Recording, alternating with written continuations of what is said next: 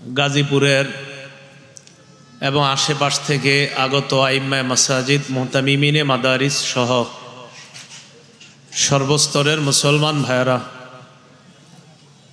আশেপাশে বিভিন্ন ঘর বাড়ি, বাসা বাড়িতে অবস্থানরত শ্রদ্ধা মা বোনেরা, আল্লাহ পাক রব্বুল আলামিনের দরবারে শুকরিয়া আদায় করছি। আল্লাহ আমাদেরকে এই মাহফিলে উপস্থিত হওয়ার তৌফিক দান করেছেন বলে আলহামদুলিল্লাহ। 15 নম্বর পারা, প্রথম পৃষ্ঠা, সূরা বনী ইসরাইল 1 নম্বর আয়াতে কারিমা আপনাদের সামনে তেলাওয়াত করলাম। এই আয়াতের মধ্যে আল্লাহ পাক রব্বুল আলামিন রাসূলুল্লাহ সাল্লাল্লাহু আলাইহি সাল্লামের জীবনে ঘটে যাওয়া একটা আশ্চর্য মুআজিজার কথা আল্লাহ আলোচনা করেছেন। সেই মুআজিজাটাকে আমরা সহজে এটার নাম জানি মেরাজ। এই বিষয়ে আমরা কয়েকটি অংশে আলোচনা শুনব। 1 নম্বর, ইসরা এবং মেরাজ কি এটা জানব। 2 নম্বরে আমরা জানব মেরাজের আগে নবীজি সাল্লাল্লাহু আলাইহি সাল্লামের অবস্থা। 3 নম্বরে আমরা মেরাজের ঘটনাটা বিশুদ্ধ বর্ণনা থেকে জানব। 4 নম্বর, মেরাজ থেকে আসার পরের দিন সকালে আবু জাহেলের সাথে রাসূল সাল্লাল্লাহু আলাইহি সাল্লামের সাক্ষাৎ, এই ব্যাপারে জানব। 5 নম্বর, রাসূলুল্লাহ সাল্লাল্লাহু আলাইহি সাল্লামকে কাফের বেঈমানরা উত্ত্যক্ত করেছে বাইতুল মুকাদ্দাসের বর্ণনা দেওয়ার জন্য। নবী কিভাবে বর্ণনা দিলেন সেটা জানব। 6 নম্বর, মেরাজ রজনীতে অনেক নবীদের সাথে সাক্ষাৎ হয়েছে নবীর। এর মধ্যে মুসা, ঈসা, ইব্রাহিম আলাইহিমুসসালাতু ওয়াসসালাম, এই 3 জন নবী এবং জিবরিল আলাইহিসসালাতু ওয়াসসালাম, তাকেও রসুল ওই রাতে সরাসরি দেখেছেন। দেখতে এই 4 জন কেমন এটা আমরা জানব। 7 নম্বরে আমরা জানব রসুল সাল্লাল্লাহু আলাইহি সাল্লাম মেরাজ রজনীতে আর কি দেখছে। 8 নম্বর, সর্বশেষ জানব মেরাজ রজনী থেকে রসুল সাল্লাল্লাহু আলাইহি সাল্লাম আল্লাহর কাছ থেকে অনেক কিছু পেয়েছেন। এর মধ্যে উল্লেখযোগ্য কয়টি জিনিস গুরুত্ব সহকারে হাদিসের মধ্যে আলোচনা হয়েছে, এই বিষয়টা আমরা জানব। এই 8টা বিষয় জানার পর আমাদের আলোচনা শেষ হয়ে যাবে ইনশাআল্লাহ। প্রথমে আমরা 2টি আরবি শিখব। বলেন আমার সাথে, ইসরা, মেরাজ। প্রথমে আমি বলবো, বলার পর এরপর আমি জিজ্ঞাসা করব, আপনারা বলবেন। আগে আমি বলি, শোনেন। ইসরা এর আবিধানিক অর্থ আস-সাইরু লাইলান, রাতের বেলা ভ্রমণ করা। ইমাম সাখাবী রাহমাতুল্লাহি আলাইহি বলেন, আল ইসরাউ লা ইয়াকুনু ইল্লা বিল-লাইল। ইসরা রাত ছাড়া সম্ভব না। ইসরা এই শব্দটার প্রয়োগ শুধু রাতের ভ্রমণেই সম্ভব, দিনের ভ্রমণে এটা সম্ভব না। রাত্রিকালীন ভ্রমণকেই ইসরা বলে। পারিভাষিক অর্থে ইসরা বলা হয় রিহলাতুন আরদিয়াতুন তাম্মাত বিকুদরাতিল্লাহি আযজা ওয়া জাল লিরাসূলিল্লাহি সাল্লাল্লাহু আলাইহি ওয়াসাল্লাম মিনাল মসজিদিল হারাম ইলা বাইতুল মাকদাস। ইসরার পারিভাষিক অর্থ হলো আল্লাহর কুদরতে মসজিদে হারাম থেকে বাইতুল মুকাদ্দাস পর্যন্ত রাসূলুল্লাহ সাল্লাল্লাহু আলাইহি সাল্লামের রাত্রিকালীন যেই ভ্রমণটা হয়েছে এটাকে বলা হয় ইসরা। আমি আবার বলছি, ইসরার সীমানা হলো মসজিদে হারাম থেকে বাইতুল মুকাদ্দাস পর্যন্ত। যে বাইতুল মুকাদ্দাস আল্লাহ মুসলমানদেরকে অবশ্যই ফিরিয়ে দিবে, এতে কোনো সন্দেহ নেই।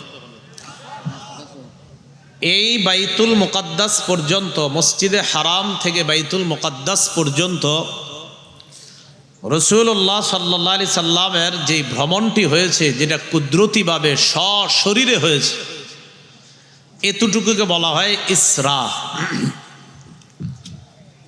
মেরাজ বলা হয় রিহলাতুন সামাবিয়্যাহ তাম্মাত বিকুদরাতিল্লাহি আযজা ওয়া জাল্লা লিরাসূলিল্লাহি সাল্লাল্লাহু আলাইহি ওয়াসাল্লাম মিন বাইতিল মাকদিস ইলাস সামাওয়াতিল উলা সুম্মা ইলা সিদরাতিল মুনতাহা সুম্মা লিকাইল্লাহি আযজা ওয়া জাল।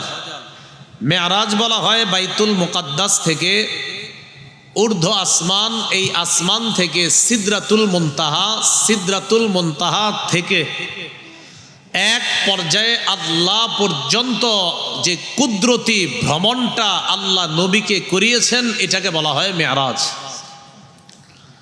তাহলে ইসরা আর মেরাজের পার্থক্যটা কি? মসজিদে হারাম থেকে বাইতুল মুকাদ্দাস পর্যন্ত নবীর ভ্রমণটা, এটা হলো ইসরা। বাইতুল মুকাদ্দাস থেকে একদম সিদরাতুল মুনতাহা বা এরও উপর পর্যন্ত ভ্রমণটাকে বলা হয় মেরাজ। তাহলে সংক্ষেপে সীমানাটা বলতে পারবেন না ইনশাল্লাহ? ইসরা কাকে বলে? ইসরা, ইসরা মসজিদে হারাম থেকে কতটুক? বাইতুল মুকাদ্দাস। আর মেরাজ কাকে বলে? বাইতুল মুকাদ্দাস থেকে একদম সিদরাতুল মুনতাহা বা তারও উপর পর্যন্ত। এগুলো আমাদের প্রথম আলোচনা। দ্বিতীয় আলোচনা, মেরাজের আগে নবীর অবস্থা। রাসূলুল্লাহ সাল্লাল্লাহু আলাইহি ওয়াসাল্লামের অবস্থাটা কি? সহিহ বুখারীর 3231 নম্বর হাদিস, মানে 3231 নম্বর হাদিস। এই হাদিসের বর্ণনাকারী আম্মাজান আয়েশা সিদ্দিকা রাদিয়াল্লাহু তাআলা আনহা। এই হাদিসের মধ্যে আসছে আম্মাজান আয়েশা সিদ্দিকা রাদিয়াল্লাহু তাআলা আনহা রাসূলুল্লাহ সাল্লাল্লাহু আলাইহি সাল্লামকে জিজ্ঞাসা করলেন, হাল আতা আলাইকা ইয়াউমুন কানা আশাদ্দা মিন ইয়াউমি উহুদিন ইয়া রাসূলুল্লাহ। ওগো আল্লাহর নবী, আপনার কাছে জানতে চাই, আপনার জীবনে কি উহুদের যুদ্ধের দিন যেই কঠিন ভয়াবহ পরিস্থিতি আপনার জীবনে এসেছিল, এর চাইতেও কি কঠিন কোনো দিন আপনার জীবনে এসেছে? এটা আম্মাজান আয়েশা সিদ্দিকা নবীরে জিজ্ঞাসা করলেন। রাসূলুল্লাহ সাল্লাল্লাহু আলাইহি সাল্লাম জবাব দিলেন, আয়েশা, লাকাদ লাকিতু মিন কওমিকি মা লাকিতু ওয়া কানা আশাদ্দা মা লাকিতু মিনহুম ইয়াউমাল আকাবাহ ইদ আরাদতু নাফসি আলা ইবনি আবদি ইয়ালিল ইবনে কুলাল। রাসূলুল্লাহ সাল্লাল্লাহু আলাইহি সাল্লাম বললেন, আয়েশা,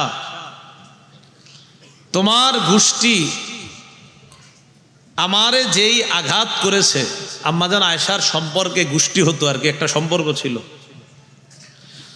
তো এরা আমারে যে আঘাত করছে আয়েশা, উহুদের ময়দানে তো আমার অনেক কষ্ট হয়েছে, এর চাইতে বেশি কষ্ট আমার যেই দিনটা হয়েছে আয়েশা, সেটা হলো তায়েফের ময়দানে যে কষ্ট আমি পেয়েছি। আমি তায়েফের ময়দানে গেলাম, ইবনে আবদে ইয়ালিল ইবনে কুলাল, মনে থাকবে এই নামটা? থাকবে না নিশ্চিত, আমি মানে আলেমদের থাকবে, আপনারা সামনে যারা আছেন, মানে এর একজনের নাম। তার কাছে আমি নিজেরে পেশ করলাম, দাওয়াত দিলাম। তার নামটা হলো ইবনে আবদে ইয়ালিল ইবনে কুলাল, এই আর কি পুরো নাম।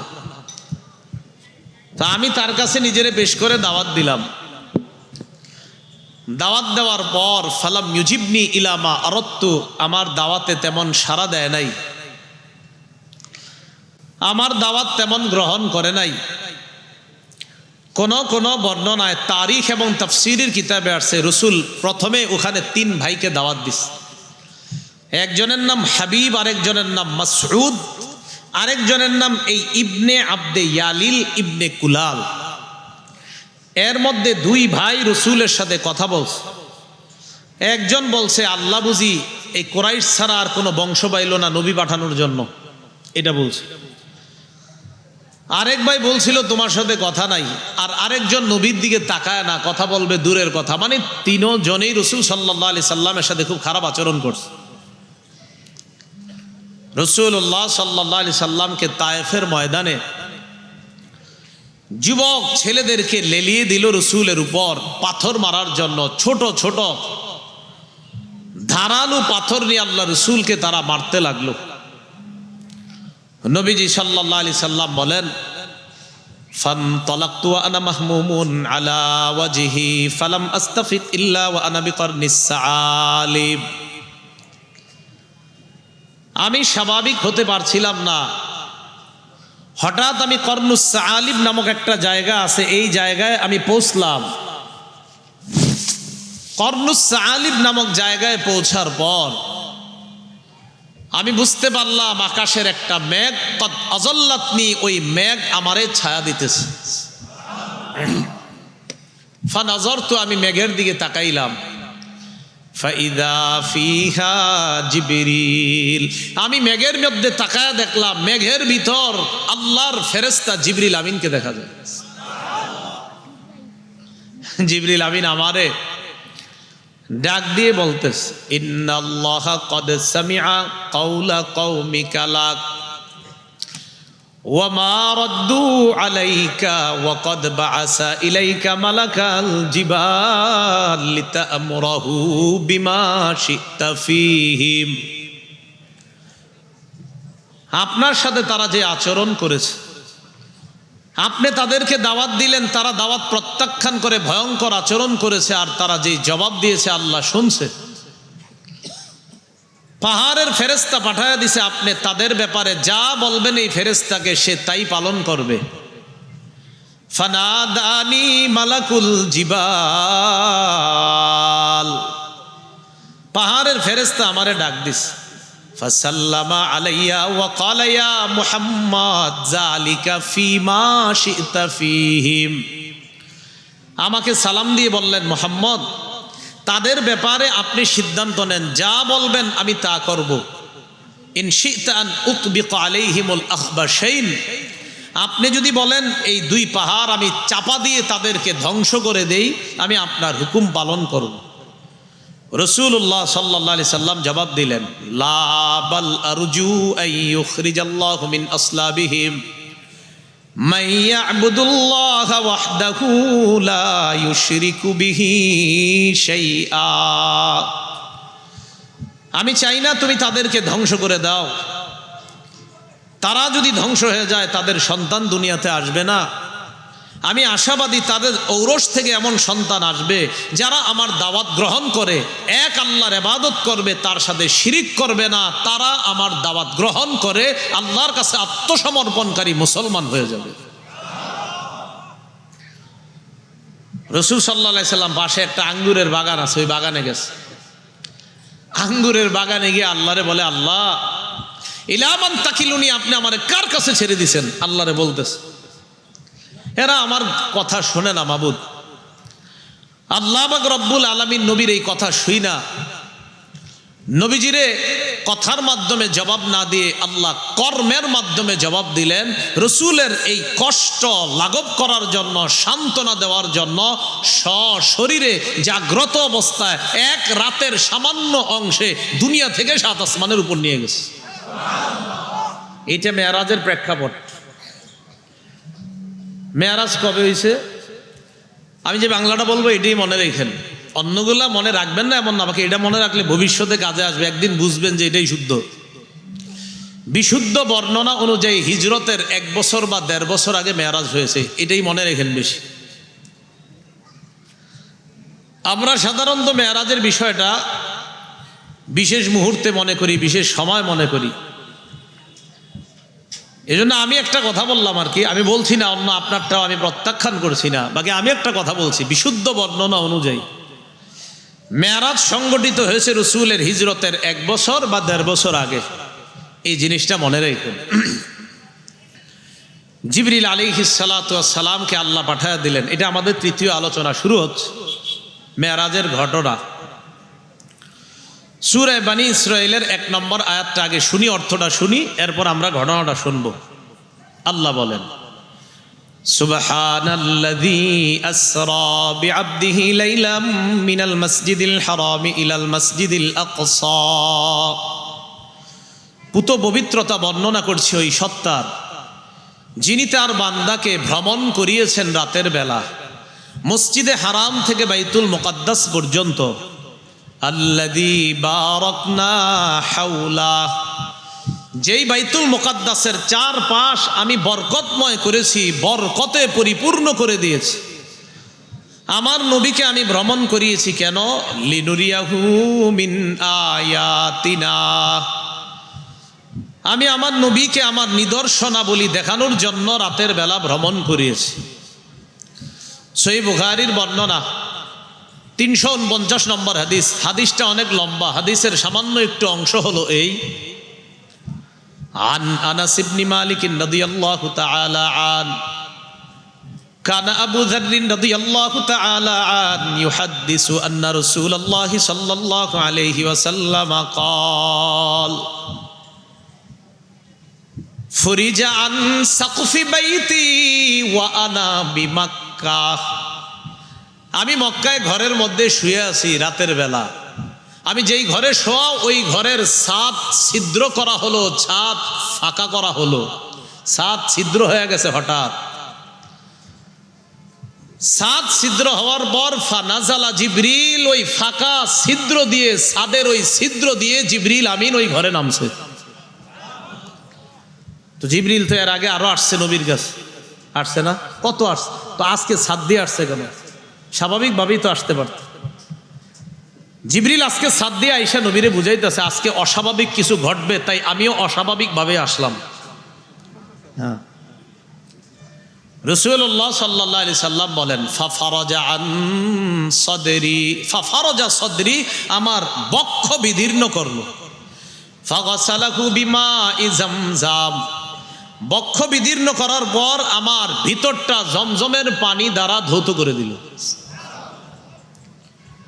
ধৌত করার পর সুম্মা জাআ বিতাসতিম মিন যাহাবিন মুমতালিইন হিকমাতাও ওয়া ঈমানা, একটা স্বর্ণের পাত্র নিয়ে আসছে। এই পাত্রটা হিকমত আর ঈমানে পরিপূর্ণ। পাত্র থেকে হিকমত আর ঈমানটা জিবরিল আমিন নিয়ে আফরাগাহু ফি সদরি, আমাকে জমজম কূপের পানি দ্বারা ধুয়ে আমার ভিতরে ওই হিকমত আর ঈমানটা বসায় দিছে। সুম্মা আতবাকা, আবার বুকটা লাগায়া দিস। এখান থেকে ওপেন হার্ট সার্জারি ডাক্তাররা গবেষণা করছে, এর আগে পৃথিবীতে হয়েছে কিনা আমার জানা নাই। এটা নবীজি সাল্লাল্লাহু আলাইহি সাল্লামের বুক, এটা উন্মোচন করছে, এটাকে বিদীর্ণ করছে, আবার লাগাইছে। এতে ডাক্তাররা গবেষণা করছে না মানুষের বুক ফাড়া যায়, এতে মানুষ মরে না। রাসূলুল্লাহ সাল্লাল্লাহু আলাইহি সাল্লামের বুক অপারেশন হয়ে গেল, সুন্দরভাবে লাগানো হলো। এটা বুখারীর বর্ণনা, এটা কিন্তু অনেক লম্বা বর্ণনা, আপনারা কেউ চাইলে বলে নেবেন, খুব সুন্দর। 349 নম্বর হাদিস বুখারীর, যেটা আহলে কোরআন নামে একদল আছে যারা শুধু কোরআন মানে, এরা এই হাদিসটা অস্বীকার করে।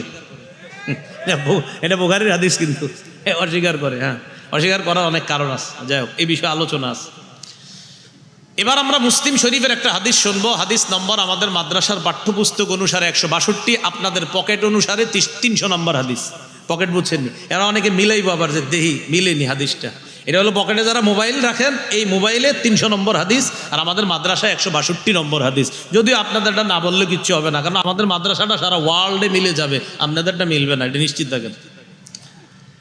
এই হাদিসের মধ্যে আসছে রাসূলুল্লাহ সাল্লাল্লাহু আলাইহি সাল্লাম বলেন, আমার ভিতরটা ধৌত করার পর, ঈমান আর হিকমত রেখে দেওয়ার পর আমাকে যখন বুকটা লাগায়া দিছে, উতিতু বিল বুরাক ওয়া হুয়া দাব্বাতুন আবয়াদু তাওয়ীলুন ফাওকাল হিমারি ওয়া দুনাল বাগলি ইয়াদউ হাফিরাহু ইনদা মুনতাহা তারফিহি। নবীজি বলেন আমার সামনে বোরাক আনা হলো। বোরাকটা এমন একটা প্রাণী, দাব্বাতুন আবিয়াদু, সাদা একটা প্রাণী, তাওয়ীলুন, লম্বা, ফাওকাল হিমার, গাদার চেয়ে একটু বড়, ও দুনাল বাগলি, খচ্চরের চেয়ে একটু ছোট। খালি শুনবেন না, মনেও রাখবেন। বলেন রাসূলের সামনে যে বোরাক, এই বোরাক কার চেয়ে বড়? গাধা। আর কার চেয়ে ছোট?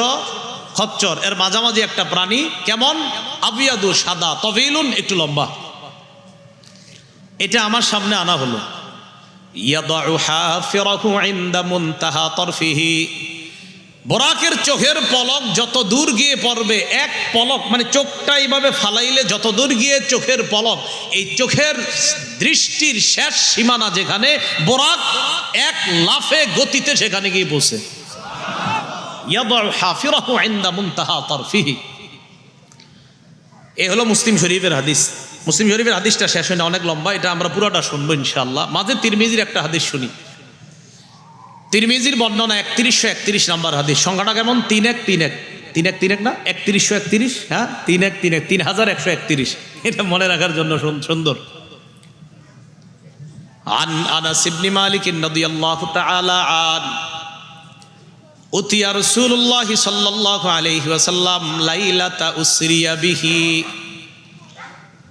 বিল বুরাক মুলজামা মুসরাজা। মেরাজের রাতে রসুলের সামনে যে বোরাকটা আনা হলো, এটাকে জিন পোষ পরিহিত অবস্থায়, মানে রসুল বসবে এটার উপর, মুসরাজা লাগাম বাঁধা অবস্থায় এটাকে নবীর সামনে আনা হলো। রসুল্লাহ সাল্লাল্লাহু আলাইহি সাল্লামের সামনে আনার পর ফাস্তাসআবা আলাইহি, নবী এটার উপরে উঠবে, তো ওঠার আগে বোরাক নবীর ওঠাটাকে কষ্টদায়ক করে দিছে, মানে নবী উঠতে পারতেছেন, এটা খালি লাফাচ্ছে। فقال له جبريل أبي محمد تفعل هذا ما ركبك أحد من خلق الله أكرم على الله من, তুমি কি মুহাম্মদ সাল্লাল্লাহু আলাইহি সাল্লামের সাথে এরকম করবা? এই বোরাক, তোমার পিঠে মুহাম্মদ সাল্লাল্লাহু আলাইহি সাল্লামের চেয়ে সম্মানিত আল্লাহর সৃষ্টির আর কেউ কখনো তোমার পিঠের উপর আরোহণ করেনি, এটা তুমি ভালো করে জেনে রাখবা। যিনি এখন আরোহণ করবে তিনি আল্লাহর কাছে এই পৃথিবীতে সবচাইতে সম্মানিত। রসুল বলেন, এটা বলার পর ফারফাদ্দা আরাকা, বোরাক লজ্জায় ঘরমাক্ত হয়ে গেছে, ছি ছি আমি তখন কি করলাম। সুবহানাল্লাহ। এলো তিরমিজির বর্ণনা। চলেন আবার মুসলিমের হাদিসে চলে আসি। তো রাসূলুল্লাহ সাল্লাল্লাহু আলাইহি সাল্লাম বলেন, ফারাকিবতুহু হাত্তা আতাইতু বাইতুল মাকদিস, আমি বোরাকে চড়লাম, বোরাকে চড়ে বাইতুল মুকাদ্দাসে আসলাম। ওলামারা বলবেন না, অন্যরা বলেন রসুল যে মসজিদে হারাম থেকে বাইতুল মুকাদ্দাসে আসছে, এটাকে আরবিতে কি বলে? মাশাআল্লাহ, না ভালো ছাত্র সব। ইসরা, কি বলে এটাকে? ইসরা। বাইতুল মুকাদ্দাসে আসার পর নবীজি বলেন, ফারাবাতুহু বিল হালকাতিল্লাতি কানা ইয়ারবিতু বিহিল আম্বিয়া, আমি আমার বোরাকের লাগামটা, রশিটা ওই খুঁটির সাথে বাঁধলাম। সাধারণত অন্যান্য নবীগণ বাহন দিয়ে এই বাইতুল মুকাদ্দাসে এসে তাদের বাহনগুলা যেই খুঁটির সাথে বাঁধতেন, আমিও আমার বোরাক নামক বাহনটাকে ওই খুঁটির সাথে বাঁধলাম। অন্যান্য নবীরাও এখানে বাঁধে। সুম্মা দাখালতুল মাসজিদা ফাসাল্লাইতু ফীহি রাকাতাইন, আমি বাইতুল মুকাদ্দাসে প্রবেশ করলাম, 2 রাকাত নামাজ আদায় করলাম। সুম্মা খারাজতু, এরপর আমি বের হলাম।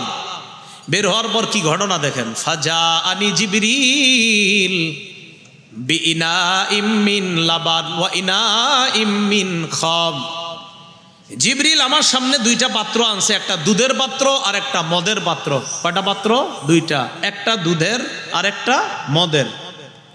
ফাখতারতুল লাবানা, আমি দুধ গ্রহণ করলাম। জিবরিল আমিন আমাকে বললেন, ইখতারতাল ফিতরাতা, হাবিব আপনি 2 পাত্রের মধ্যে সঠিকটাই গ্রহণ করেছেন। এটা মুসলিম শরীফের হাদিসটা শেষ হয় না, কিন্তু আমরা হাদিস পুরাটা শুনবো। এর মাঝে বুখারীর আরেকটা হাদিস শুনে আসি। সহিহ বুখারীর 4709 নম্বর হাদিস। এই হাদিসের বর্ণনাকারী আবু হুরায়রা রাদিয়াল্লাহু তাআলা, তিনি বলেন, উতিয়া রাসূলুল্লাহ সাল্লাল্লাহু আলাইহি ওয়াসাল্লাম লাইলাতা উসরিয়া বিহি বিকাদাহাইন মিন লাবানিন ওয়া খামরিন, যেই রাতে রসুলকে মেরাজে নেওয়া হলো, ওই রাতে নবীর সামনে 2টি পাত্র আনা হলো, একটি দুধের পাত্র আর একটি মদের পাত্র।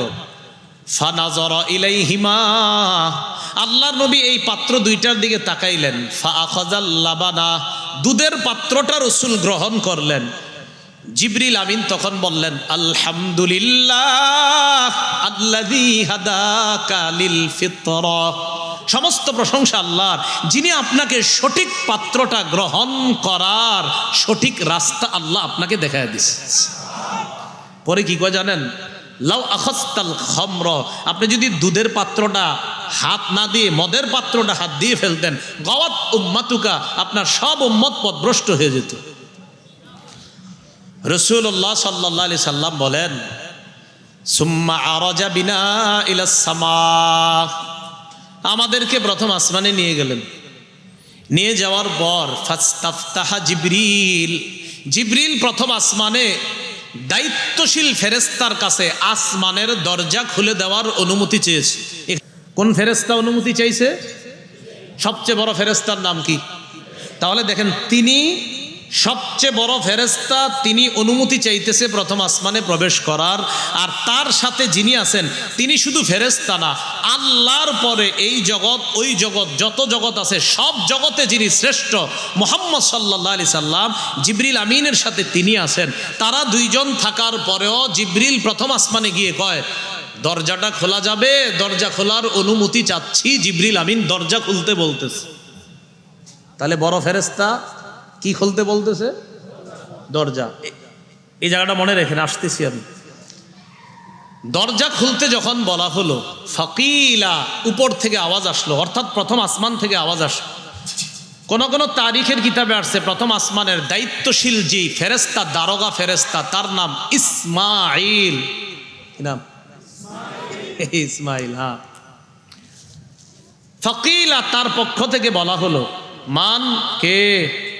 জিবরিল আমিন জবাব দিলেন, জিবরিল, আমি জিবরিল। ও আচ্ছা, মানমাক, আপনার সাথে কে? মুহাম্মদ সাল্লাল্লাহু আলাইহি সাল্লাম।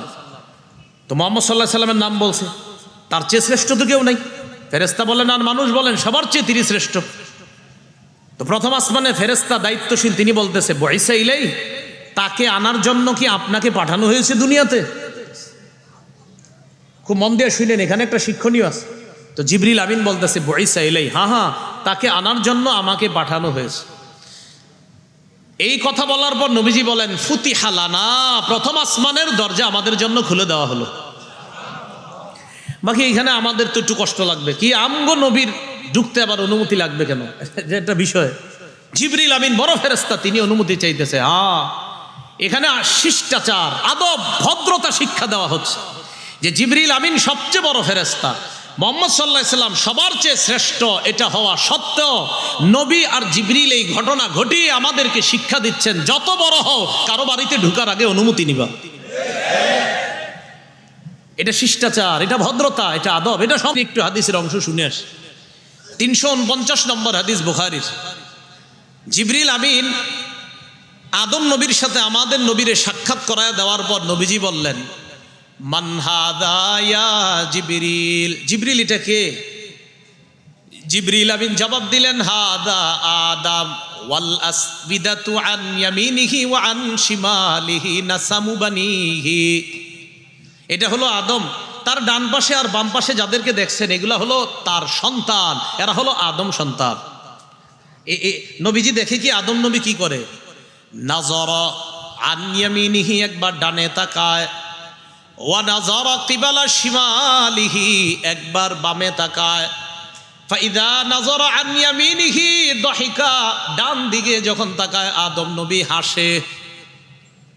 ওয়া ইযা নাযারা কিবালা শিমালিহি বাকা, বাম দিকে যখন তাকায় কান্না করে। আমি অবাক হয়ে গেলাম, আব্বা আদম ডান দিকে তাকাইলে হাসে, বাম দিকে তাকাইলে কান্না করে কেন? জিবরিল কি রহস্য কি বলো?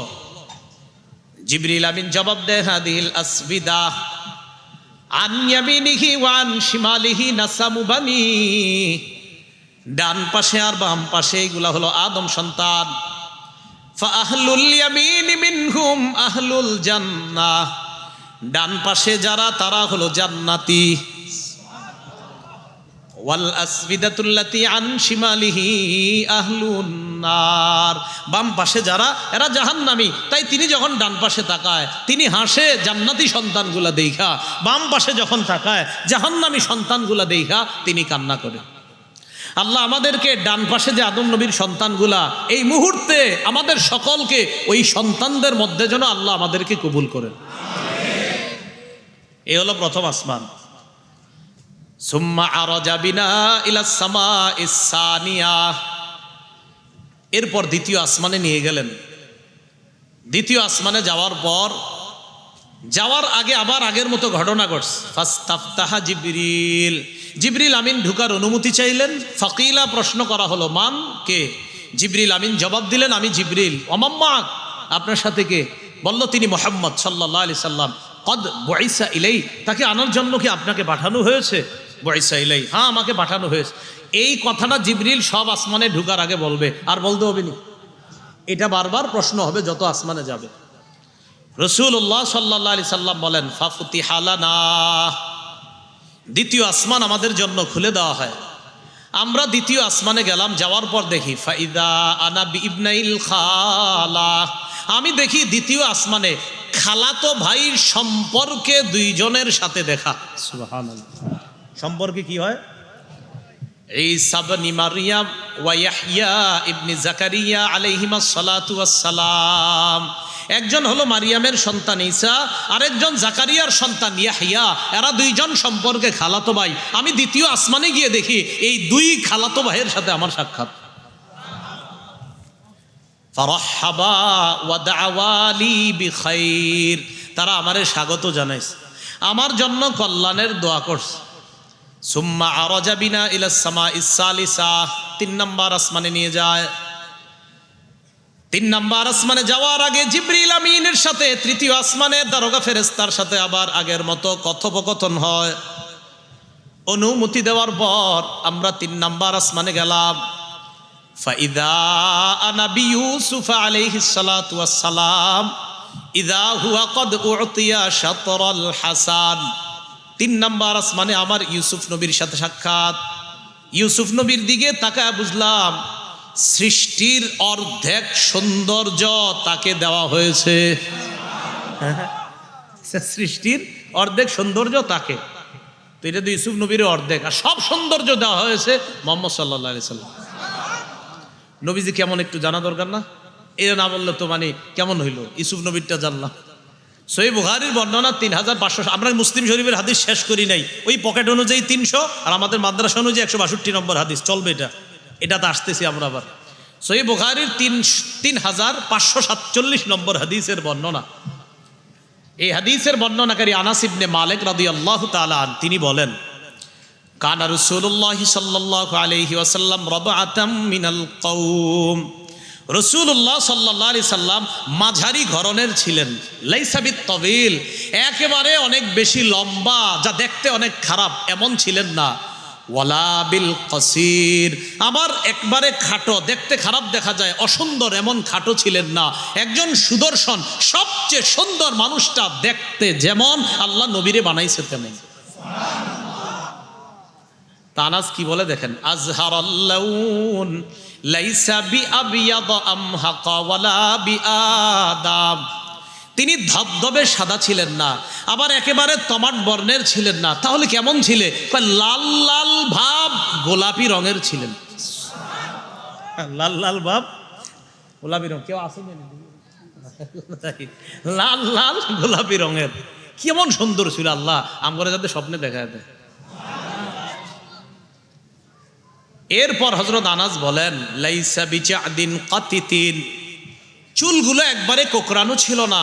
ওয়ালাইসা বিসাবতিন রাজিলিন, একেবারে লম্বা ছিল না। তাহলে কেমন ছিল? কয় কেমন ছিল জানো? কয় চুলগুলা দেখলেই মনে হতো অটোমেটিক বাতাসে ঢেউ খেলতেছে সব সময়, এরকম ছিল। এরপর হযরত আনাস রাদিয়াল্লাহু তাআলা আনহু বলেন, উনজিলা আলাইহি ওয়া হুয়া ইবনু 40 সানা, 40 বছর বয়সে তাকে কোরআন দেওয়া হয়েছে। লাবিসা বি মাক্কাত 10 সিনিনা ইউনজালু আলাইহি, 10 বছর মক্কায় ছিলেন, কোরআন দেওয়া হয়েছে তখনও। অবিল মাদিনাতি 10 সিনিন, মদিনায়ও 10 বছরের বেশি মানে 13 বছর, মোট 23 বছর কোরআন নাজিল সমাপ্ত হওয়ার পর নবুয়তের জীবনটা যখন শেষ হলো, কবিদ রাসূল ইন্তেকাল করলেন। ইন্তেকাল করার পর ওয়ালাইসা ফি রাসিহি ওয়ালা লিহিয়াতিহি 20 শা'রাতান বাইদা, আমি চুল আর দাড়ির মধ্যে খুঁজে 20টা সাদা চুলও পাই নাই। কয় বছর বয়সে? 63 বছর। 63 বছরে 20টা সাদা কিন্তু দেখা যায় না। 20টা সাদা হইলে খুঁজে পাওয়া যাবে না, 20টা সাদা কিন্তু আপনি পাওয়া যাবে না। রাসূল সাল্লাল্লাহু আলাইহি সাল্লাম তার চেহারা মোবারক কেমন ছিল? সহিহ বুখারীর 3552 নম্বর হাদিস, বারা ইবনে আযিব রাদিয়াল্লাহু তাআলা আনহুর বর্ণনা। দেখবেন নবীজির চেহারা, শরীরের গঠনের বর্ণনাগুলো বেশি কি দিছে? হযরত আনাস আর বারা ইবনে আযিব। এটার একটা কারণ আছে। কি কারণ? হযরত আনাস নবীজির খেদমত করছে 10 বছর, তাহলে বারা ইবনে আযিব কেন? নবীজি সাল্লাল্লাহু আলাইহি সাল্লাম যখন প্রশাসনিক অবকাঠামো মদিনার ইসলামী রাষ্ট্রে যখন গঠন করলেন, প্রশাসনিক অবকাঠামো বুঝেননি? ইসলামী সিয়াসত নিয়ে তাহলে আলোচনা করতে হবে। ইসলামী রাষ্ট্র ব্যবস্থা যখন রসুল মদিনাকে করলেন, করার পর রসুল বিভিন্ন বিভাগ তৈরি করলেন। মনে রাখবেন, বর্তমান সারা পৃথিবীতে আইন বিভাগ, বিচার বিভাগ, অমক মন্ত্রণালয় যা কিছু হচ্ছে, আল্লাহ রসুল সর্বপ্রথম 47টা আইন কানুন ধারা উপধারা লিখে সর্বপ্রথম লিখিত মদিনা সনদ নামে যে সংবিধান দুনিয়াবাসীকে উপহার দিয়েছে, পৃথিবীর ইতিহাসে এর আগে এমন সুন্দর সুবিন্যস্ত সংবিধান কেউ উপহার দিতে পারেনি। এখানে আপনার আইন বিভাগ, অভ্যর্থনা বিভাগ সব আছে। তো রসুল সাল্লাল্লাহু আলাইহি সাল্লামের একটা ব্যক্তিগত বিভাগ ছিল। এই বিভাগে রসুলের একজন একান্ত সচিব ছিলেন, কি নাম? হানজালা ইবনুর রবি', যিনি রসুলের সিল সংগ্রহ করতেন।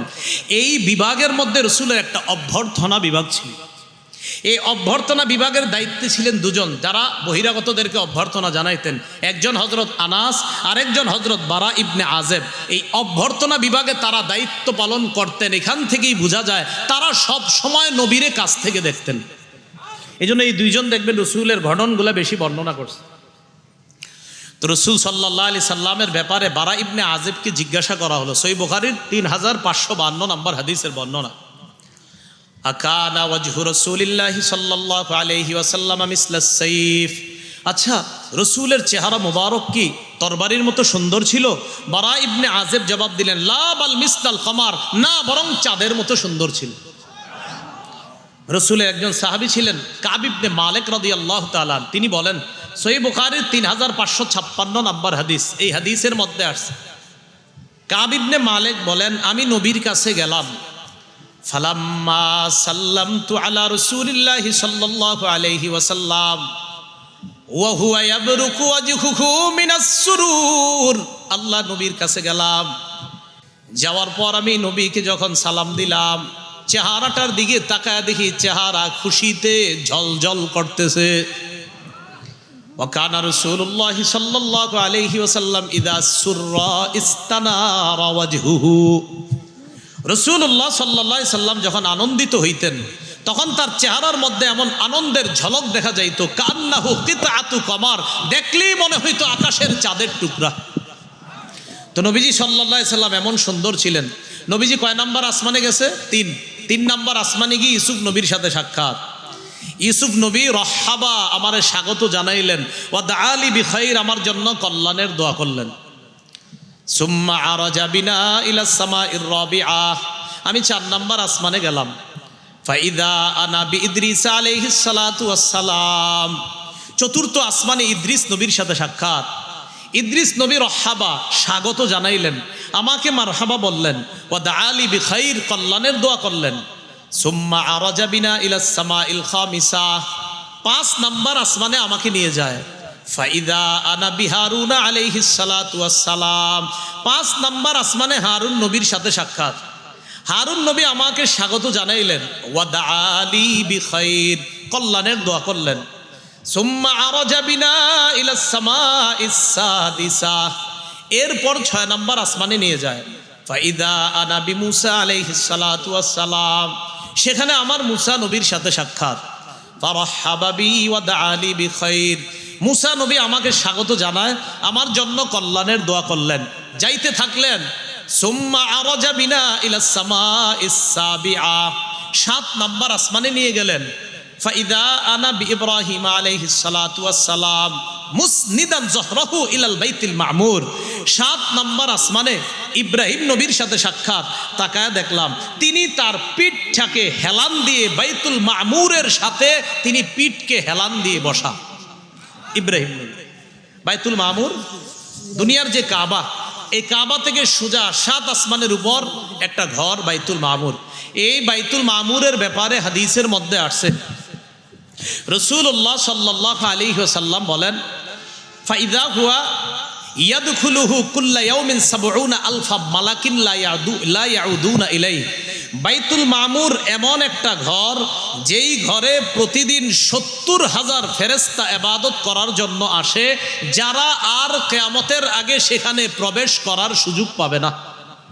প্রতিদিন ৭০ চলতে থাকবে, কিয়ামতের আগে এই ৭০ আর দ্বিতীয়বার আসতে পারবে না। এটা বাইতুল মামুর।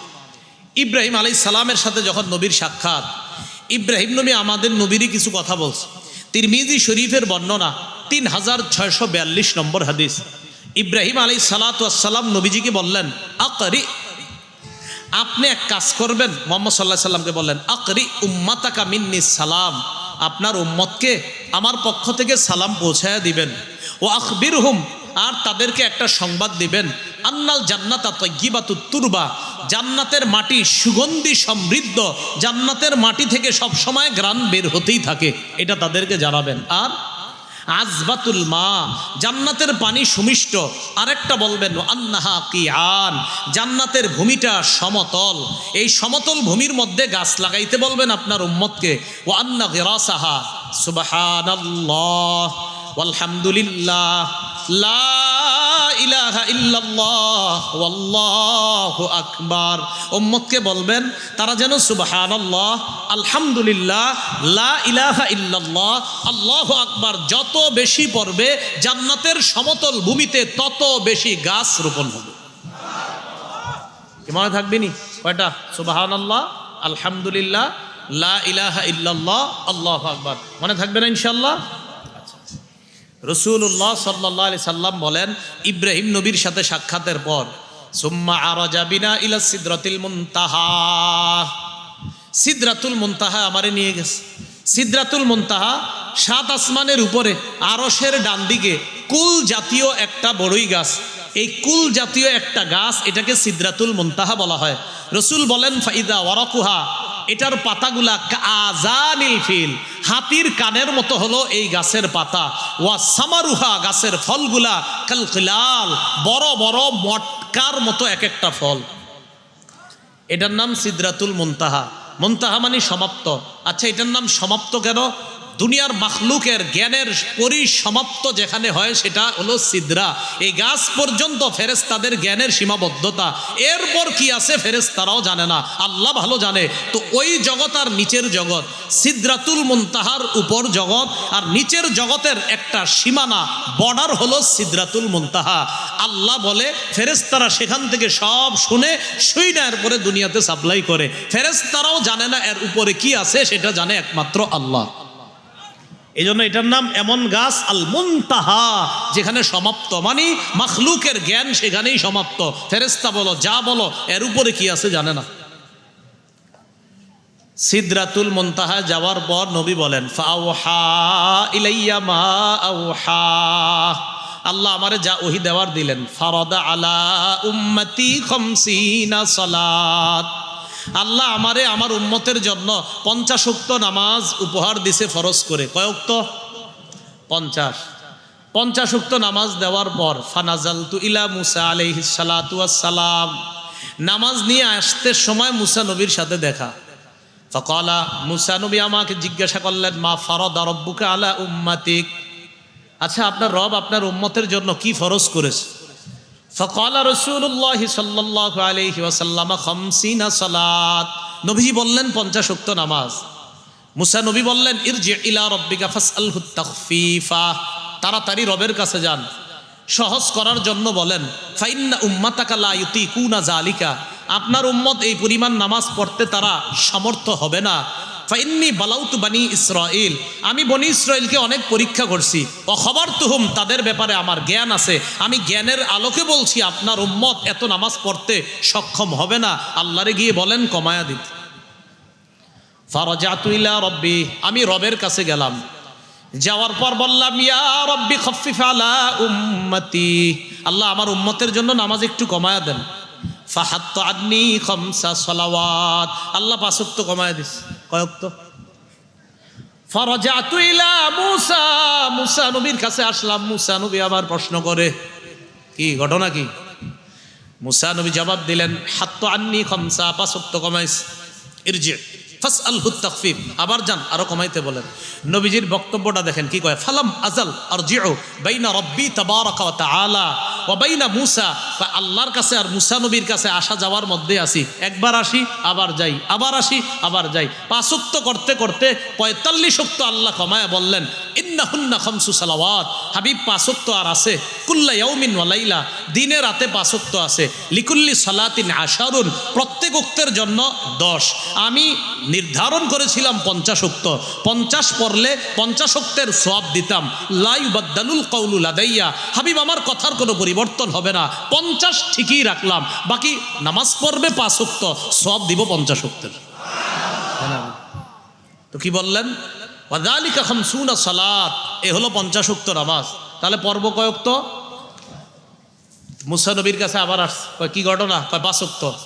আবার যান, 5 ওয়াক্ত পড়বে না, এটা কিন্তু সত্যি কথা। তো নবীজি বলছে ফাস্তাহিয়াইতু মির রব্বি, আমার লজ্জা করতেছে। আমাদের নবীজি বলতেছে আমার রবকে আমার লজ্জা লাগতেছে, এই জন্য আমি চলে যাই।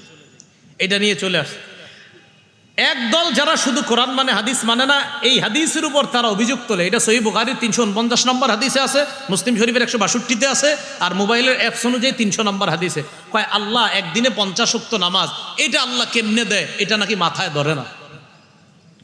তো কোরআন গবেষণা করে, আমি নিশ্চিত গবেষণা করতে করতে এখনো 21 নম্বর পারা আর 29 নম্বর পারায় যায় নাই। কারণ যেদিন 21 নম্বর পারায় যাবে আর 29 নম্বর পারায় যাবে, 29 নম্বর পারায় আছে তারুজুল মালাইকাতু ওয়ার রূহু ইলাইহি, তারুজুল মালাইকাতু ওয়ার রূহু ইলাইহি ফি ইয়াউমিন কানা মিকদারুহু 50 আলফা সানা। আল্লাহ কোরআনে বলছে একদিনের পরিমাণ হবে 50,000 বছর। কয় হাজার? শুধু কোরআন মানে যারা, এর নাকি মাথায় ধরে না যে একদিনে 50, এটা কেমনে? না না, এরকম জিনিস আল্লাহ দিতে পারে না, মাথায় ধরে না। তাহলে একদিনে 50 মাথায় ধরে না। হজরতে গবেষণা করতে করতে যখন 29 পারায় সূরা মাআরিজে যাবে, সেখানে একদিনের পরিমাণ 50,000, এটা ওনার মাথায় কেমনে ধরবে? বুঝেন নাই? আরে 50 কম না, 50,000 কম, 50 কম। তাহলে বুখারীতে 50 আছে মাত্র, কোরআনেতে 50,000, একদিনের পরিমাণ কয় হাজার? তো এটা এর মাথায় ধরবো কেমন? আমি নিশ্চিত এখন 29 পারায় যায় নাই, গেলে মনে হয় বলবে কোরআন অস্বীকার করে, এটাই কইব, নাহলে এর মাথায় ধরবো কেমন? উনি একদিনে 50 মাথায় ধরে না, তো 29 নম্বর পারায় যখন যাবে একদিনের পরিমাণ 50,000, এটা মাথায় কেমনে ধরবে? এজন্য আমি বলি মাঝে মাঝে এরা কোরআনও পড়ে না, নিশ্চিত কোরআন পড়ে না। হ্যাঁ, কোরআন পড়ে না। তো আমি তো কোনো বহস বা এই জাতীয় কোনোদিন বলি না, বিশ্বাসীও না। বাকি আমি একটাতে বিশ্বাসী, এই যারা শুধু কোরআন কোরআন বলে না, ওই পাশে একটা মাইকে বলবেন কোরআন কোরআন নিয়ে দাঁড়াইতে, আর আমি কোরআন, হ্যাঁ কোরআন, হাদিস না কোরআন। ইনশাল্লাহ কোরআন থেকে এদেরকে প্রমাণ করবে এরা প্রতারক। কোরআন দিয়ে এরকম আইসা বলবেন আর কোরআন গবেষণা করেন, আমি কিন্তু কোরআনও নিব না, সামনে কিচ্ছু নিব না, এইভাবে মুখস্থ ইনশাল্লাহ। হ্যাঁ কোরআন কোরআন নিব না, ওরাও বলবেন ওখানে দাঁড়াইতে যে আপনি তো গবেষক, মহা গবেষক, তো কোরআন নিয়ে দাঁড়ান। হ্যাঁ, আমি নিশ্চিত কোন কোরআনের গবেষক এতে রাজি হবে না, নিশ্চিত রাজি হবে, কারণ এদের তো টার্গেটই প্রতারণা। হাদিস অস্বীকার করে, সরাসরি হাদিসে অস্বীকার করা কুফরি, হাদিস অস্বীকার করা কুফরি, রাসূলের হাদিস অস্বীকার করা মানেও কোরআন অস্বীকার করা। সূরা হাশরের 7 নম্বর আয়াতে আল্লাহ বলছে মা আতাকুমুর রাসূলু ফাখুযু, আমার নবী যা দিয়েছে তা গ্রহণ করো, ওমা নাহাকুম আনহু ফান্তাহু, আমার নবী যা থেকে নিষেধ করেছেন তা থেকে তোমরা বিরত থাকো। সহিহ বুখারী 7269 নম্বর হাদিসে রাসূল বলছেন, শোনো আমারে বেশি প্রশ্ন করবা না। সহিহ বুখারী 7288 নম্বর হাদিসে রাসূল বলছেন, আমি যা দেই তা গ্রহণ করো, আমি যা থেকে নিষেধ করি তা থেকে তোমরা বিরত থাকো। আল্লাহ কোরআনেও বললেন, নবী হাদিসেও বললেন। আল্লাহ কোরআনে বললেন নবী যা দেয় গ্রহণ করো, যা থেকে নিষেধ করে তা থেকে বিরত থাকো। নবী যা দেয় গ্রহণ করো, যা থেকে নিষেধ করে তা থেকে বিরত থাকো। কথাটা কার? তো হাদিস দিছে কে? হাদিস কার বাণী? রাসূলের বাণী। তো রাসূলের বাণীটা যে নিতে হবে এই কথাটা কোরআনে বলছে কে? তো হাদিস অস্বীকার করা মানেও কোরআনের সূরা হাশরের 7 নম্বর আয়াত অস্বীকার করা। কোরআন যে গবেষণা করে বুঝায় যে আমি হাদিস মানি না, হে নিজেও জানে না হে যে সূরা হাশরে যেটা আছে তো জানে না, আমি তো শিওর জানে না, আমি ওভার কনফিডেন্সের সাথে বলি জানে না। হ্যাঁ, এজন্য আহলে কোরআন যারা, আমি তো সাধারণত কাউরে বলি না, আহলে কোরআন যারা এরা যদি কখনো বলবেন না ভাই ওই বহস না, এক মাইকের সামনে এসে দাঁড়াইবেন, উনি আর এক মাইকে কোরআন, হ্যাঁ শুধু কোরআন নিয়ে কথা বলবেন ইনশাল্লাহ, শুধু কোরআন সামনে খুলবো না, হেরে বললেন খুলতেই সমস্যা নেই। এই জন্য এগুলো হলো প্রতারণা, উম্মতের সাথে প্রতারণা। রাসূলুল্লাহ সাল্লাল্লাহু আলাইহি সাল্লাম 50 ওয়াক্ত নামাজ নিয়ে আসছে, তা আল্লাহ কমায়া 5 ওয়াক্ত দিলেন, কয় মাথায় ধরে না। আমরা বলি আল্লাহ যদি 50 ওয়াক্ত দিতেন আল্লাহ ব্যবস্থা করতেন, ব্যাস এটা আমাদের বিশ্বাস, ব্যাস সোজা কথা। কিয়ামতের ময়দানের ব্যাপারেও আমাদের বিশ্বাস যে একদিন 50,000 বছরের পরিমাণ কেমনে হবে আল্লাহ জানে কেমনে হবে, এটা আমাদের বিশ্বাস। রাসূলুল্লাহ সাল্লাল্লাহু আলাইহি সাল্লাম মেরাজ থেকে আসলেন, এটা আজকের তৃতীয় আলোচনা। 4 নাম্বার আলোচনা, মেরাজ থেকে আসার পর পরের দিন সকালে কাবা চত্বরে বৈশা রইছে। তাফসীর ইবনে কাসির আসছে জালিসুন ওয়াজিমুন, একা একা বসা চুপচাপ। আবু জাহেল আসছে, আয়েশা কয় কি ব্যাপার হালমিন খবরিন, কোনো খবর টবর আছে? নবীজি কয় কাকা গুরুত্বপূর্ণ খবর আছে। কি খবর? নবীজি কয় উসরিয়া বি আল-লাইলাতা ইলা বাইতুল মাকদিস, গত রাত্রে আমারে এখান থেকে সশরীরে রাতের সামান্য অংশে একদম বাইতুল মুকাদ্দাস পর্যন্ত নেওয়া হয়েছে, ওখান থেকে আবার আরো ভ্রমণ আছে। আবু জাহেল কয় কি কও, তুমি গিয়ে আবার চলে আসছো? কইলা বাইতুল মাকদিস, বাইতুল মুকাদ্দাস পর্যন্ত? হ্যাঁ। আবু জাহেল এবার কি কয় দেখেন, শোনো, আর আইতা ইন দাউতু কওমাকা লাকা আতুখবিরুহুম বিমা আখবারতানি বিহি। আজকে আবু বকর সিদ্দিক বললেন হাল তুকাজ্জিবুনা আলাই, তোমরা কি অস্বীকার করছো এগুলা? তোমরা কি অস্বীকার করছো এগুলা? কয় হ্যাঁ। কয় নবীজি বলছে এক রাতের মধ্যে এরকম ভ্রমণ করছে। জাযাকাল্লাহ। কাহা বলছে? কয় লাউ ক্বালাহু লাসাদাকা, যদি নবী বলে থাকে সত্য কথা বলছে। যদি নবী বলে থাকে সত্য কথা, তুই এখানে অবিশ্বাসের কি আছে? নবী বললে সব সত্য। এই কথা বলার পর এটা চতুর্থ আলোচনা, নবীজির উত্তক্ত করা শুরু করছে। পঞ্চম আলোচনা এবার আবু জাহেল আর তারা সবাই কয় বাইতুল মুকাদ্দাসে গেছো, বাইতুল মুকাদ্দাস দেখতে কেমন, দরজা জানালার বিবরণ দাও। আমি আপনাদের এখানে আইসা এই বোট বাজারের পাশে এক মসজিদে আজকে এশার নামাজ পড়ছি, এখন ওই মসজিদের জানালা দরজা টাইলসের কালারগুলো এখন আমি আপনাদের সামনে কমু, আজকে পড়ছি এশার নামাজ, আমি কেমনে কমু কর? তো এখন আমি যে একটু মনে আছে মোজাইক করা মসজিদটা, আর কিচ্ছু জানি না আশেপাশে। তো এখন আমি যদি আমার যদি কোন হুজুর আজকে ওখানে তো এসা পড়ছেন সবগুলা বিবরণ দেন, হ্যাঁ আগে যদি বইলা দেন আপনি সফরে আসার সময় যেই যে মসজিদে নামাজ পড়বেন সবগুলা জানালা টানা গইনে আইসেন, তাহলে ঠিক আছে। তো নবীজি সাল্লাল্লাহু আলাইহি সাল্লাম এই জাতীয় উদ্ভট প্রশ্ন করে বসে। সহিহ বুখারীর বর্ণনা 3886 নম্বর হাদিস, নবীজি বলেন লাম্মা কাযযাবাতনি কুরাইশ, কুরাইশ আমারে যখন মিথ্যা প্রতিপন্ন করলো, মিথ্যা সাব্যস্ত করলো, আমার সব কথা মিথ্যা, এগুলা তারা বলতে লাগলো। কুমতু ফিল হিজর, আমি হারামের পাশে হিজির নামক জায়গা দাঁড়ায় রইলাম, মনটা খারাপ। ফাজালাল্লাহু লি বাইতুল মাকদিস, হঠাৎ আল্লাহ আমার সামনে পুরা বাইতুল মুকাদ্দাসটা তুলে ধরছে। আপনি টেনশন করেন না, কইতে থাকেন। নবীজির বলতেছে ফাতাফিকতু উখবিরুহুম আন আয়াতিহি ওয়া আনা আনজুরু ইলাইহি। আল্লাহু আকবার। কি কয় দেখেন, আমি বাইতুল মুকাদ্দাস স্বচক্ষে দেখে দেখে দেখে দেখে তাদেরকে বিবরণ দিতে লাগলাম। আল্লাহ তাআলা রাসূলকে এইভাবে হেফাজত করছে। এইগুলো পঞ্চম কথা, নবীজির মিথ্যাবাদী সাব্যস্ত করতে পারে নাই, আল্লাহ হেফাজত করছে। 6 নাম্বার কথা, নবীজি সাল্লাল্লাহু আলাইহি সাল্লাম এই সফরে মুসা নবী, ঈসা নবী, ইব্রাহিম নবীর সাথে সাক্ষাৎ দিয়ে আমরা শুনছি, আরো অনেক নবীদের সাথে সাক্ষাৎ দিয়েছে। আর জিবরিল আমিনও দেখছে, ওই যে সূরা নাজমের 13-14 নম্বর আয়াতে আছে ওয়ালাকাদ রাআহু নাজলাতান উখরা, জিবরিলকে নবী আরেকবার দেখেছে ইনদা সিদরাতিল মুনতাহা, সিদরাতুল মুনতাহার কাছে জিবরিলকে দেখছে নবীজি। জিবরিল কেমন এরকম দেখছে, মোট 2 বার দেখছে জীবনে, কোনো কোনো বর্ণনায় আরো কম বেশি, আরো বেশির কথা আছে, 2 বার এটা বিশুদ্ধ বর্ণনায় আছে। তো রাসূলুল্লাহ সাল্লাল্লাহু আলাইহি সাল্লাম, তিরমিজি শরীফের বর্ণনা 3649 নম্বর হাদিস, এই হাদিসের মধ্যে আসছে রাসূলুল্লাহ সাল্লাল্লাহু আলাইহি সাল্লাম বলেন, আমি মেরাজের রাতে যখন গেলাম মুসা নবীকে যখন দেখলাম ফাইদা হুয়া দরবুম মিনার রিজাল কান্নাহু মিন রিজালি শানুআ, মুসা নবীরে আমার মনে হলো শানুআ গোত্রের মানুষ যেমন, মুসা নবীরে আমার এমন মনে হলো।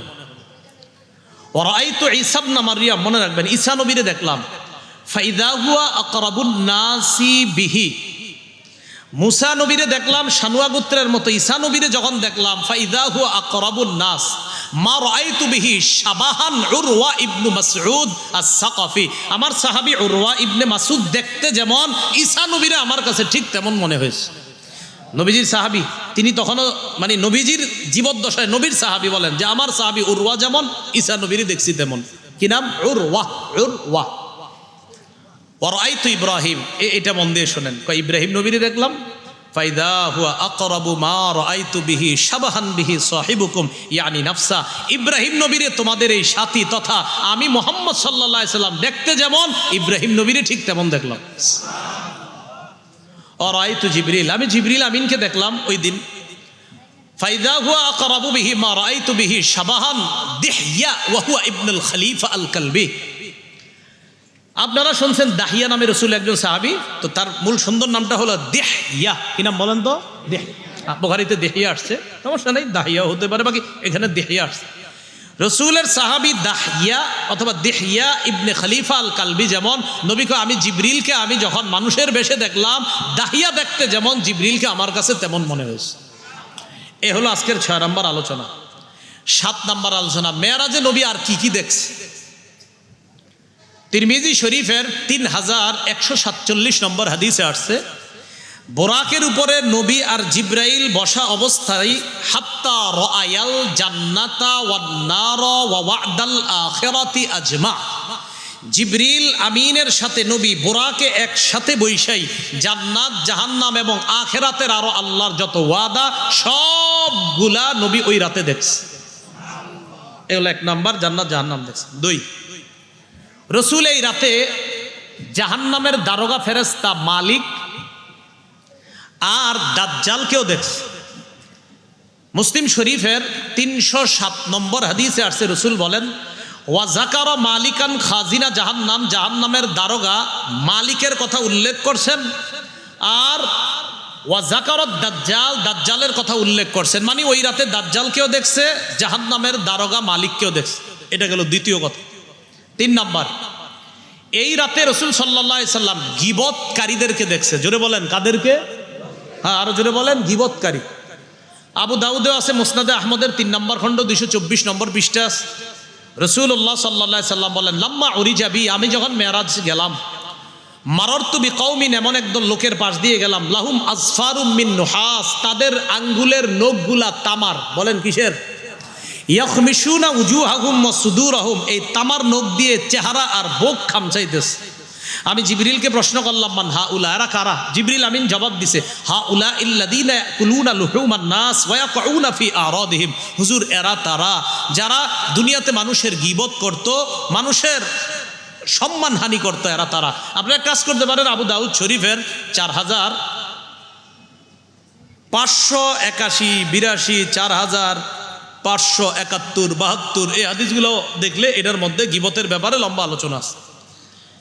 4 নাম্বার, রসুল এই রাত্রে দেখছে আমলহীন বক্তাদেরকে। জোরে বলেন, কাদেরকে? এটা তো আমারই কইতাছি আমি, তো আপনারা জোরে গেলে সমস্যা, কিন্তু আমার উপরে লাগবে। বলেন কাদেরকে? বক্তাদের। মুসনাদে আহমদ 1 নম্বর খণ্ড 181 নম্বর পৃষ্ঠা। এই হাদিসের মধ্যে আসছে, রসুল সাল্লাল্লাহু আলাইহি সাল্লাম বলেন, আতাইতু লাইলাতা উসরিয়া বি, যেই রাতে আমি মেরাজে গেলাম, এই রাতে আলা কওমিন, এমন এক লোকের পাশ দিয়ে, এমন এক দলের পাশ দিয়ে গেলাম, তাকায়া দেখলাম তুকরাজু শিফাহুহুম বিমাকারিজা মিন নার, তাদের ঠোঁটগুলা আগুনের কাঁচি দ্বারা কাটা হচ্ছে, ঠোঁটগুলা।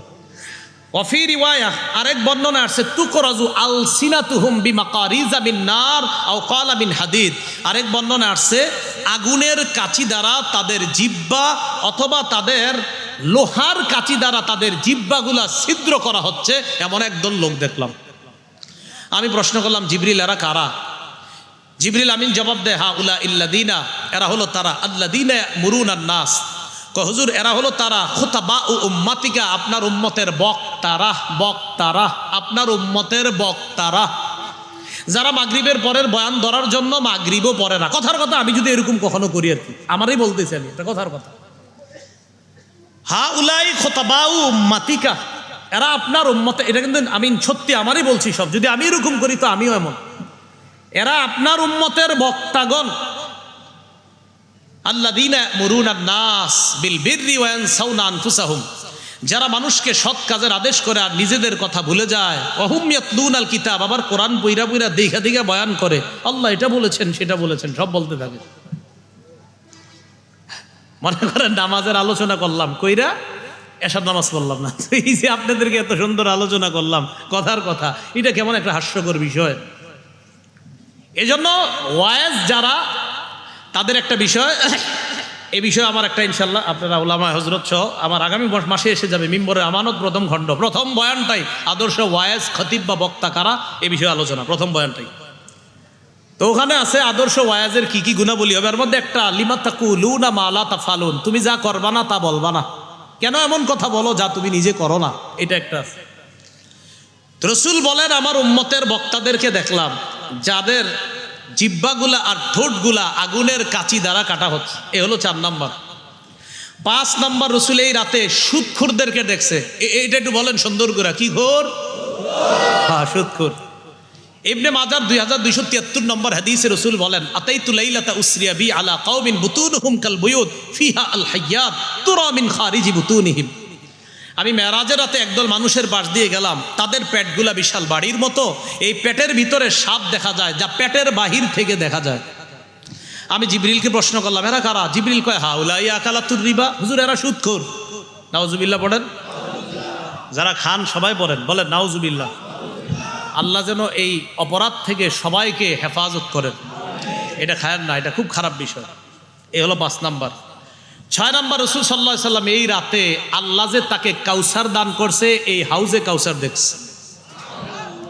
সহিহ বুখারীর বর্ণনা 6581 নম্বর হাদিস, রাসূলুল্লাহ সাল্লাল্লাহু আলাইহি সাল্লাম বলেন, বাইনামা আনা আসিরু ফিল জান্নাহ, জান্নাতে ভ্রমণ করতেছি আমি আর জিবরিল, ফাইদা আনা বিনাহারিন, হঠাৎ দেখলাম আমি একটা নহরের কাছে, হা ফাতাহু তিবাউল লুলুইল মুজাওয়াফ, ফাপা মণি মুক্তার মতো বড় বড় গম্বুজ আছে এই কাউসারের 2 পাশে।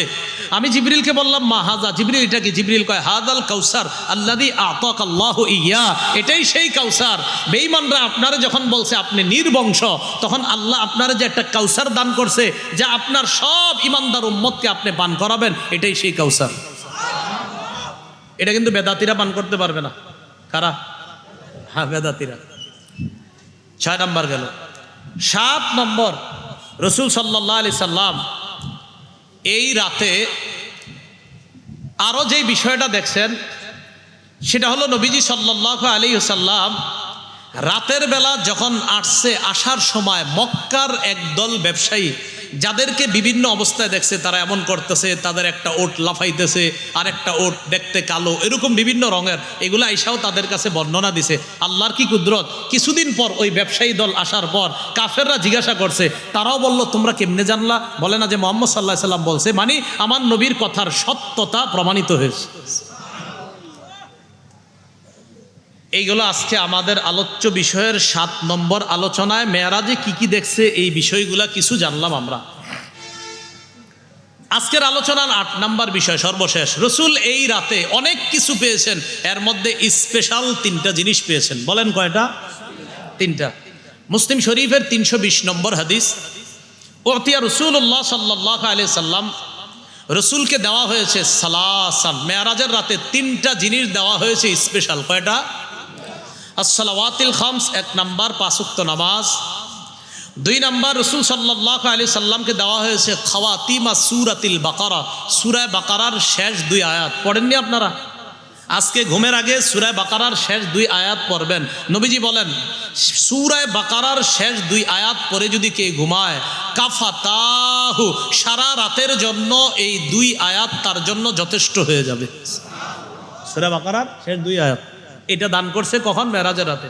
3 নাম্বার, গফিরা লিমান লা ইউশরিকু বিল্লাহি শাইআ, নবীর উম্মতের কেউ যদি খালি শিরিক না করে, আল্লাহ বলে দিয়েছে মেরাজের রাতে, হাবিব আপনার উম্মতের যদি শিরিক না করে, অন্যান্য অপরাধগুলা যদি করেও, ওই অপরাধগুলার সাজা হয়তো জাহান্নামে লাগতে পারে, সাজা হিসাবে জাহান্নাম নামক জেলখানায় যাবে, তবে খালি যদি শিরিক না করে তো আপনার উম্মতকে মাফ করে দিয়ে একদিন না একদিন জান্নাত দান করবে। তাহলে 1 নাম্বার 5 ওয়াক্ত নামাজ, 2 নাম্বার সূরা বাকারার শেষ 2 আয়াত, 3 নাম্বার শিরিক না করা। শিরিক না করলে ইনশাআল্লাহ একদিন না একদিন আল্লাহ জান্নাত দান করবে। সুবহানাল্লাহি ওয়া বিহামদিহি, সুবহানাকাল্লাহুম্মা ওয়া বিহামদিকা, আশহাদু আল্লা ইলাহা ইল্লা আনতা, আস্তাগফিরুকা ওয়া আতুবু ইলাইক, ওয়া আখিরু দাওয়ানা আলহামদুলিল্লাহি।